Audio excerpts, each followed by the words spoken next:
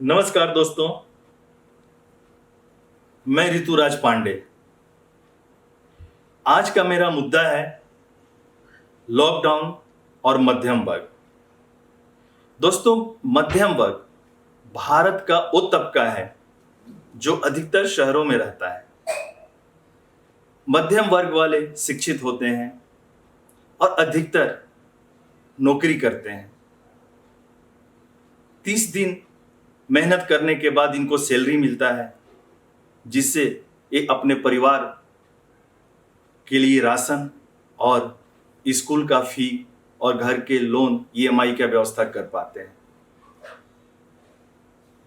पिछले 3 महीना से जब से लॉकडाउन हुआ है, तब से इन्हें ना सैलरी मिल पा रहा है, ना ही कहीं और से पैसे का इंतजाम हो पा रहा है। जैसा कि हम जानते हैं कि सरकार की बहुत सारी योजनाएं हैं हमारे देश में, मजदूर भाइयों के लिए, गरीबों के लिए, किसानों के लिए। पर ये जो मध्यम वर्ग वाले हैं, ये भी हमारे देश की उन्नति में, हमारे देश की प्रगति में उतना ही मेहनत करते हैं जितना और लोग करते हैं। पर ये मध्यम वर्ग वाले हमारे सरकार की योजनाओं से वंचित हैं। सरकार का कोई भी लाभ इनको कभी नहीं मिलता।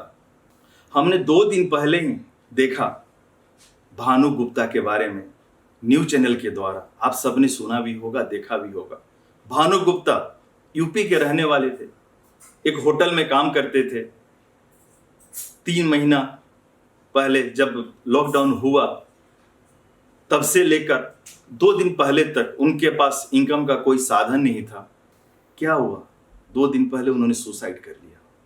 दोस्तों, मैं आप लोगों के माध्यम से सरकार के पास यह आवाज पहुंचाना चाहता हूं कि हमारे इस मध्यम वर्ग वाले लोगों को सरकार कम से कम 5 महीने का ईएमआई माफ करे, क्योंकि इनकी सारी जिंदगी लोन पर ही जाती है।